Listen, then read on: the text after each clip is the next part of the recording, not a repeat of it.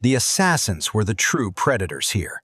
Their bodies, long and segmented but with hyper-articulated, elongated limbs, allowed them to move along walls and slip through narrow tunnels, while also being covered in vibration sensors that could detect the slightest movement through the rock.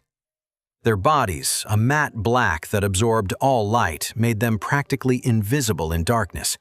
But most terrifying was their proboscis. Like a diamond sword, Wren thought while examining one of the marks.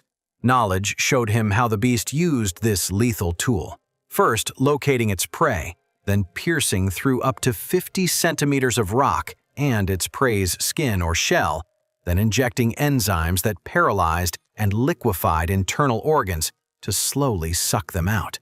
Their prey remained alive through most of the process.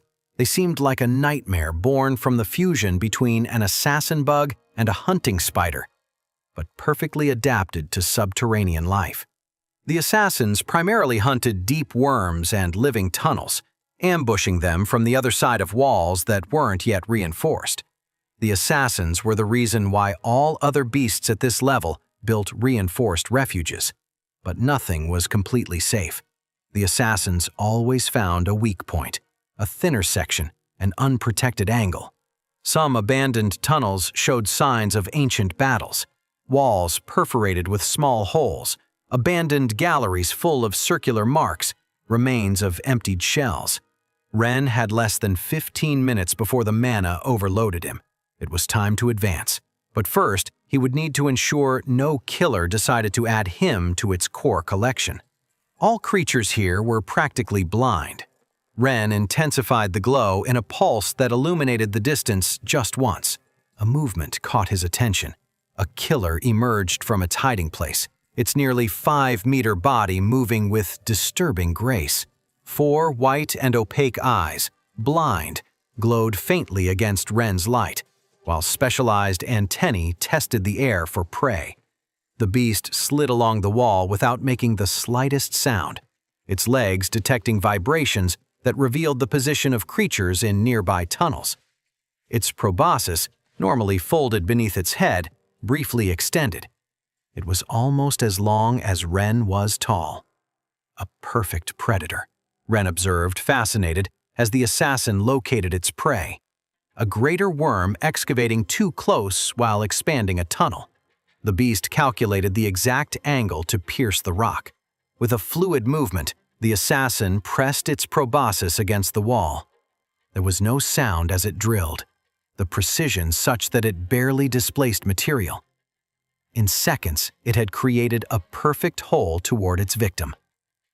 Wren was grateful the killer was too far away and occupied to hear his steps. He stopped in a small side cavern, acutely aware that any wall could hide a lurking killer. The mushrooms pulsed, showing him it was clear.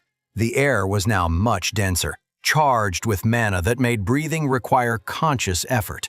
Wren advanced cautiously, each step measured while his senses adapted to the increasing pressure. The prepared Shadow Stalker tentacles absorbed some of the excess mana, but he could still feel it accumulating in his system. The tunnels here didn't look like rock caverns anymore, transforming into something that seemed less mineral and more organic. The connecting tunnels and walls had a yellowish tone that melted into deep oranges, as if he were entering the entrails of a colossal beast. That's when he saw it. A living tunnel emerging from a side gallery. Wren pressed himself against a wall, holding his breath while the beast worked. It wasn't aggressive, but at this depth, everything was potentially lethal for him, even more so if it confused him with a small hunter bug. The advance continued. At this depth, the living tunnel's work had created a maze that seemed designed to confuse.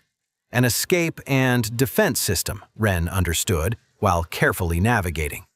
Wren stopped at an intersection, aware that mana was already beginning to saturate his system.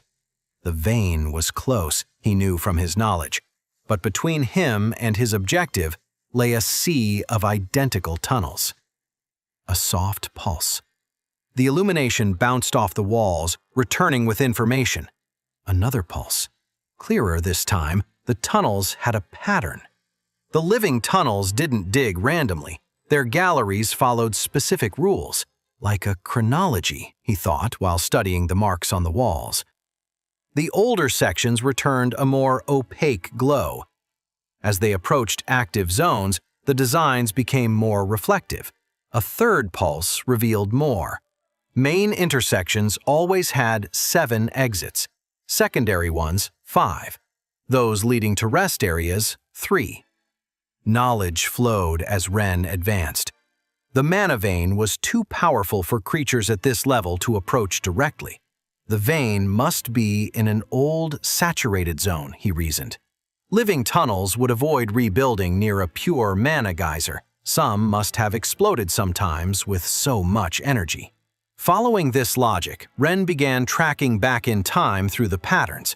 Each intersection led him to more opaque but crystal-rich tunnels. Information came in fragments as he studied the tunnel patterns. The vein periodically expelled a geyser of pure mana that crystallized into a huge crystal formation of at least 5th rank, creating a chamber that no common beast could penetrate.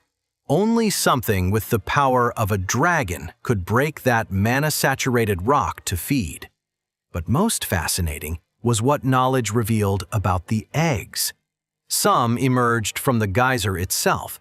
A living tunnel or deep killer egg would be useful, he thought. But the contract wouldn't work like that.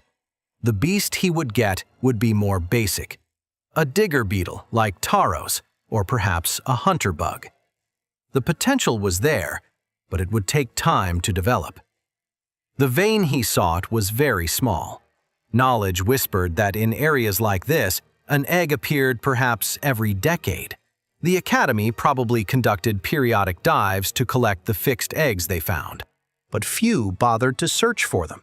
The general perception was that digger beetles and hunter bugs only reached bronze, which made their fixed eggs, though more expensive, less desired than the brown eggs the kingdom released.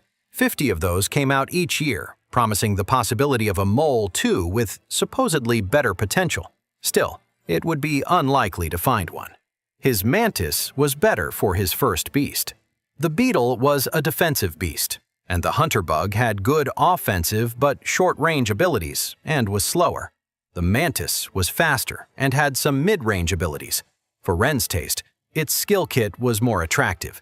Still, having an extra egg wouldn't be bad in any case, or he could sell it. Ren continued advancing, until he found it. A yellow, living bridge that seemed to breathe and crossed over a deep gallery. On the other side, he could feel the vein pulsing with pure mana, but there was just one problem. A massive, deep worm rested inside the bridge, its body occupying all the space. The beast dozed, probably recovering after excavating new galleries. Wait, that's not the end. You've just had a free taste. Now get the full story on the Pocket FM app, link in description. Check out our next video and playlist, and don't forget to like, share, and subscribe.